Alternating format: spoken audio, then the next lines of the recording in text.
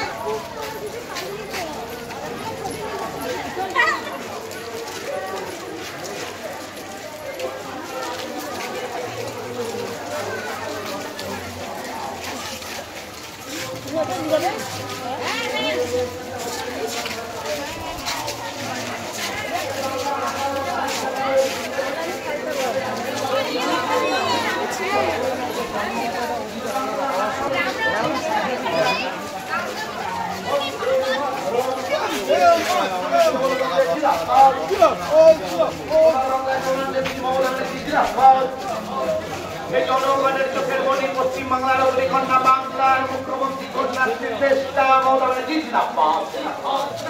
মমতা ব্যানার্জির নেতৃত্বে সারা বাংলায় ছাত্র যুব কৃষক শ্রমিক লড়ছে লড়বে। বাংলা হাটাও বাঙালি 12 নম্বর 13 নম্বর 14 নম্বর এবং 15 নম্বর ওয়ার্ডের পক্ষ থেকে জাতীয়তাবাদী অভিনন্দন সহ স্বাগত জানাই। আপনারা আমাদের মঞ্চের দুপাশে যে চেয়ারগুলো রয়েছে চেয়ারে বসবেন। আমাদের এখানকার সবার কাজ হবে প্রথমে আমাদের এখানে বিদ্যাসাগরের মূর্তিতে মাল্যদানের মধ্য দিয়ে আজকের প্রথম একটি বাচ্চা ছেলে আমাদের মঞ্চের সামনে কান্না করছে, তার মাকে খুঁজে পাচ্ছে না। বাচ্চা ছেলেটি আমাদের মঞ্চের সামনে রয়েছে। বিজেপি জবাব দাও। এই বিজেপির বিরুদ্ধে সমস্ত বঙ্গবাসী এক হও। এই বিজেপির বিরুদ্ধে সমস্ত বঙ্গবাসী এক হও। বন্দে মাতরম। তৃণমূল কংগ্রেস তৃণমূল কংগ্রেস তৃণমূল কংগ্রেস বন্দে মাতরম। সমাজ মানুষ এইদিকে দিকে বাঙালিদের চেষ্টা করে বিজেপি জবাব দাও।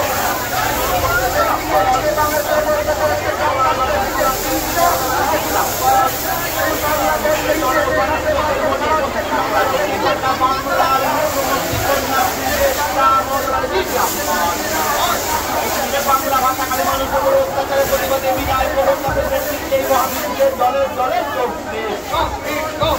পশ্চিমবাংলার বাইরে থাকা বাঙালি পরিযায়ী শ্রমিকের উপর অত্যাচার হচ্ছে কেন? বিজেপি জবাব দাও।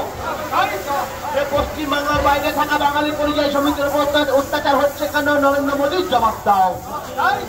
এই জবাব তোমায় দিতে হবে, এই জবাব তোমায় দিতে হবে। বন্দে মাতরম।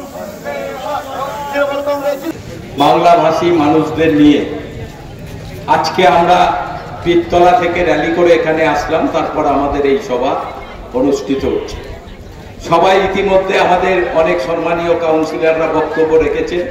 ইতিমধ্যে আমাদের সংসদ বর্ধমান দুর্গাপুরের কীর্তি আজাদজি তিনিও এখানে উপস্থিত হয়েছেন। আমাদের সব কাউন্সিলররা রয়েছেন, ওয়ার্ডের নেতৃত্বরা, আমার সম্মানীয় দিদি বৌদি বোনেরা সবাই এখানে উপস্থিত আছেন। সবাইকে আমি আমার শুভেচ্ছা এবং ভালোবাসা জানাই।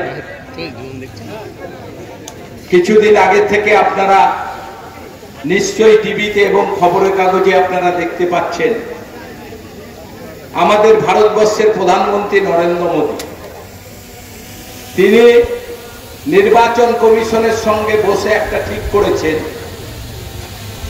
যারা বাংলাভাষী মানুষ, যারা বাংলায় কথা বলে, তাদের তিনি সবাইকে বাংলাদেশি বলে চিহ্নিত করে তাদের বাংলাদেশে পাঠাবার ব্যবস্থা করছে। এটা অনেক দিন ধরেই করেছিল, এনআরসি চালু করবে বলে অনেক সময় এনআরসি বন্ধ হয়ে গেছিল, আপনারা জানেন। এবার নির্বাচন কমিশনকে সামনে রেখে 2002 সালের একটা ভোটার লিস্ট বার করেছে পরশুদিন। 2002 সালে যাদের ভোটার লিস্টে নাম আছে সেটাকেই ভোটার লিস্ট হিসাবে এখানকার লোক হিসাবে ঠিক করেছে। 2002 সালের ভোটার লিস্টের পর যাদের নাম আছে তাদের নতুন করে সব বাড়ি বাড়ি ঘুরে তাদের চিহ্নিত করবে তারা বাংলাদেশ থেকে এসেছেন কিনা। আপনারা বলুন তো, 2002 সাল আজকে 25 সাল, 23 বছর আগের ব্যাপার। যারা 23 বছর আগে বিভিন্ন জায়গা থেকে আমাদের এখানে বসবাস করছেন তাদের ভোটার লিস্ট থেকে নাম বাদ দেওয়ার চক্রান্ত করছেন। যেহেতু 2026 সালে বিধানসভা, বিভিন্ন রাজ্যে ভোটার লিস্ট থেকে নাম বাদ দিয়ে বিজেপি ক্ষমতায় আসতে চাইছে। কদিন পর বিহারের নির্বাচন, 65 লক্ষ মানুষের নাম বাদ দেওয়া হয়েছে। আজকে সেই চিন্তা ভাবনা করেছে বাংলাকে দখল করার জন্য। যারা বাংলাভাষী মানুষ, যারা বাংলায় কথা বলেন, বিজেপি শাসিত রাজ্যগুলোতে তাদের উপর অত্যাচার করা হচ্ছে। ইতিমধ্যে অনেক লোক মারা গেছে।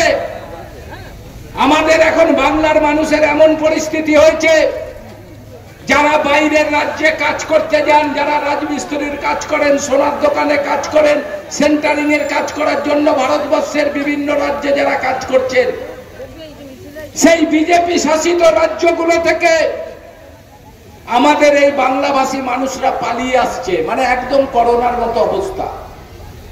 যখন করোনা হয়েছিল আপনারা দেখেছিলেন, বাইরে যারা রয়েছে রাজ্যে তারা পালিয়ে আসছে, একসঙ্গে বাস ভাড়া করছে, কেউ ট্রেনে আসছে, কেউ প্লেনে আসছে, পালিয়ে আসার মতো। আর আজকে গোটা ভারতবর্ষে বিজেপি শাসিত রাজ্যে সেই একই অবস্থা হচ্ছে। যারা বাংলা ভাষায় কথা বলেন তারা লুকিয়ে আছে, তারা পালিয়ে আছে, তাদের উপর অত্যাচার হচ্ছে। বহু লোক ইতিমধ্যে মারা গেছে, বহু মানুষ আছেন তাদের কাগজপত্র নাই। এখন যদি কেউ বলা হয় নরেন্দ্র মোদীর জন্ম কোথায় ছিল, তার মা বাবার কোথায়, সেই কাগজ কেউ দেখাতে পারবে? আপনি বলুন তো, এখন যে বার্থ সার্টিফিকেট হয়, এই বার্থ সার্টিফিকেট আজ থেকে 20 বছর আগে হতো। তাহলে তারা কি প্রমাণ দেখাবে যে আমি বাংলার মানুষ, আমার এখানেই জন্ম হয়েছে? কি প্রমাণ দেখাবে? কোনো প্রমাণ দেখানো যাবে না। আমরা যারা বাঙাল, আমরা যারা বাংলাদেশ থেকে, আমাদের যাতে বাংলাদেশ বাড়ি ছিল, আমরা এখানে ভাবতাম বিজেপি হচ্ছে আমাদের দল, বিজেপিকেই ভোট দিতে হবে, বিজেপিকেই ক্ষমতায় আসতে হবে। আর আজকে সেই বাংলাভাষী মানুষগুলোকে শেষ করার জন্য চেষ্টা করছে এই বিজেপি সরকার, নরেন্দ্র মোদীর সরকার। তারা বলছেন বাংলা কোনো ভাষাই নয়, বাংলা কোনো ভাষাই নয়। ওই অমিত শাহ বলছেন বাংলা কোনো ভাষাই নয়। আরে বিদ্যাসাগরকে, রবীন্দ্রনাথ ঠাকুরকে, নেতাজি সুভাষচন্দ্র বসুকে, চিত্তরঞ্জন দাসকে, কাজী নজরুল ইসলাম কারা? কারা এরা? যারা বাংলায় জন্মগ্রহণ করে গোটা ভারতবর্ষের দেশের সম্মান অর্জন করে দিয়ে গেছে একদিন। এই মানুষগুলো এই রাজ্যে জন্মগ্রহণ করেছে। আর আজকে যদি বলতে হয় যে বাংলা ভাষা কোনো ভাষাই নয়, বাংলা ভাষায় কথা বললেই তাকে বাংলাদেশে পাঠিয়ে দেওয়া হবে, সে বাংলাদেশ থেকে আসছে, কি অবস্থা হবে আপনি বলুন তো? 2002 সালের ভোটার লিস্ট দেখে কদিন পরেই আপনারা দেখবেন নির্বাচন কমিশনের লোকরা বাড়ি বাড়ি আসবে। যাদের 2002 সালের পর ভোটার লিস্টে নাম উঠেছে তাদের প্রমাণ দিতে হবে যে আপনি বাংলায় থাকেন, বাংলায় আপনার জন্মগ্রহণ হয়েছে, সেই প্রমাণ দিতে হবে। আর এই নরেন্দ্র মোদী সরকার আজকে এই কাজ করছে। গোটা বাংলা জুড়ে আমাদের মাননীয় মুখ্যমন্ত্রী, আমাদের নেতা অভিষেক বন্দ্যোপাধ্যায় সারা রাজ্য জুড়ে মানুষকে একসঙ্গে নিয়ে লড়াই করার চেষ্টা করছে যে আইন আমরা মানব না, এই আইনকে আমাদের মানতে দেওয়া যাবে না। কারণ ইতিমধ্যে বহু লোকের নাম বিভিন্ন রাজ্যে বাদ দিয়ে দেওয়া হচ্ছে। আজকে আসামে কি অবস্থা করেছে, এখানে যদি আসামের কোনো আত্মীয় স্বজন থাকেন আপনারা ফোন করে দেখুন কত মানুষ আসামে আজকে আমাদের যারা বাংলাভাষী মানুষরা আজকে তাদের ভোটার লিস্টে নাম নাই, সব বাদ দিয়ে দিয়েছে। এর বিরুদ্ধে আমাদের লড়তে হবে।